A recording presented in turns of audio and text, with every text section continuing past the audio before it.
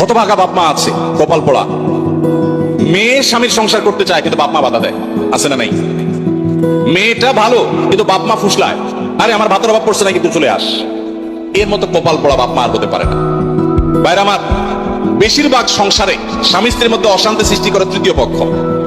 কারা করে? তৃতীয় পক্ষ।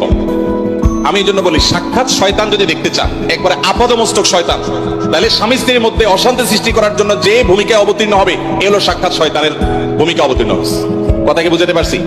শয়তান সবচেয়ে খুশি হয় কোন কাজে জানা আছে আপনাদের? কোন কাজে সবচেয়ে বেশি শয়তান খুশি হয়? কোন সংসার ভেঙে দিলে, স্বামী স্ত্রীর মধ্যে বিচ্ছেদ হলে। আপনার হাদিস শুনছেন, প্রসিদ্ধ হাদিস, শয়তান তার সিংহাসন পানির উপরে স্থাপন করে এবং শয়তান তার চেলাদেরকে ছেড়ে দেয়।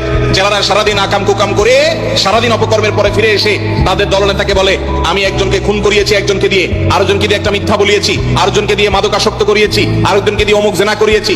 তখন শয়তান বলে, হ্যাঁ অবশ্যই কিছু না কিছু করেছ। কিন্তু যখন কোন শয়তান এসে বলে একজন স্বামী স্ত্রীর মধ্যে বিচ্ছেদ ঘটায় দিছি, তখন শয়তান বলে তুমি সবচেয়ে বড় কাজ করছো। সে সবচেয়ে বড় খুশি হয়। যে সমস্ত পুরুষেরা মহিলাদেরকে অথবা পুরুষদেরকে উস্কায়, দেখবেন যে অনেক মহিলাকে যায় অনেকে বলে, ভাবি আপনার মতো মানুষের সাথে ভাই রাগ করে কেমন?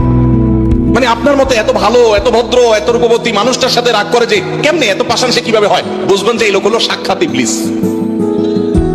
আবার একই কথা ওই পুরুষ লোকটাকে যদি বলে যে ভাই আপনি তো রাজপুত্র, মাশাআল্লাহ, আপনার কপালে রাজরানী আসলেও কম হবে ভাই, তাহলে তার উস্কায় দিচ্ছে। তার মানে সে মনে মনে চিন্তা করবে, তাহলে আমার বউ এটা আমার জন্য আসলে মানায় না, আমি তাহলে এত বেশি যোগ্য পুরুষ।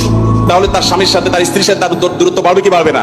তাহলে এই যে বামপট্টিটা দিল, এই বামপট্টি দেওয়া লোকটা হলো সাক্ষাৎ ইবলিসের ভূমিকা অবতীর্ণ হয়েছে। অতএব খবরদার, স্বামী স্ত্রীর মধ্যকার অশান্তি সৃষ্টি করার জন্য কেউ তৃতীয় পক্ষের ভূমিকা রাখবেন না। এমনকি সেটা যদি বাপমাও যদি হয়, সে বাপমা আল্লাহর কাঠগড়ার আসামি হবেন। বহু ছেলেদের বাপ আছেন, ছেলেদের মা আছেন, শ্বশুর শাশুড়ি আছেন, বৌমার ব্যাপারে ছেলের কান ভারী করে দেয়, আছে না নেই? ছেলেরা থাকে বিদেশ, তার কানটা ঝালাফালা করে দেয়। এরা সবাই কিয়ামতের ময়দানে আল্লাহর কাছে আসামি হবে। খবরদার, এরকম কোন ষড়যন্ত্র করা যাবে না। চেষ্টা করতে হবে স্বামী স্ত্রীর মধ্যে মনোমালিন্য হলে সেটাকে আরো দূর করে দিতে হবে, সেটা আরো দূর করে দিতে হবে। আল্লাহ আমাদেরকে তৌফিক দান করুন। মসজিদের ইমাম সাহেবরা যারা আছেন, ফ্যামিলি কাউন্সিলিং করবেন। এলাকাতে কোথায় স্বামী স্ত্রীর সাথে মনোমালিন্য চলছে, তাদের মধ্যে